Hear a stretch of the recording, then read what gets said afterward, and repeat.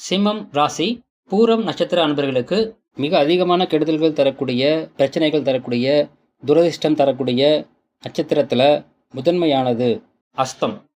இந்த நட்சத்திர அன்பர்களால் உங்களுக்கு கெடுதல்கள் தரக்கூடிய அமைப்பு அப்படிங்கிறது நட்சத்திரப்படி இருந்தாலும், ஜாதகப்படி இதே நட்சத்திர அன்பர்களால் உங்களுக்கு நன்மையும் கிடைக்கக்கூடிய அமைப்பு இருந்துச்சுன்னா, ரெண்டுல எது வலுவா இருக்குதோ அதுதான் உங்களுக்கு கிடைக்கும். அப்படி தீமைகள் இல்லாமலும் நன்மைகள் இருக்குது அப்படிங்கிற பட்சத்தில் நோ இஸ்யூஸ். ஆனால் தீமைகள் மிக அதிகமாக இருக்குது, நன்மைகள் அப்படிங்கிறது அந்த நட்சத்திர அன்பர்களால் எனக்கு இல்லவே இல்லை அப்படிங்கிற பட்சத்தில் என்ன சார் பண்றது? அதாவது உங்களுடைய பெற்றோர்கள் அல்லது உங்களுடைய பிள்ளைகள் அல்லது உங்களுடைய வாழ்க்கை துணை இந்த அமைப்புல இருந்துட்டாங்க அப்படின்னா என்ன சார் பண்றது? விலகி இருக்கவும் முடியாது. அட் தி சேம் டைம் அவங்க கூட இருக்கும்போது உங்களுக்கு கெடுதல்களும் நடக்கும், நன்மைகள் தடையாகும்.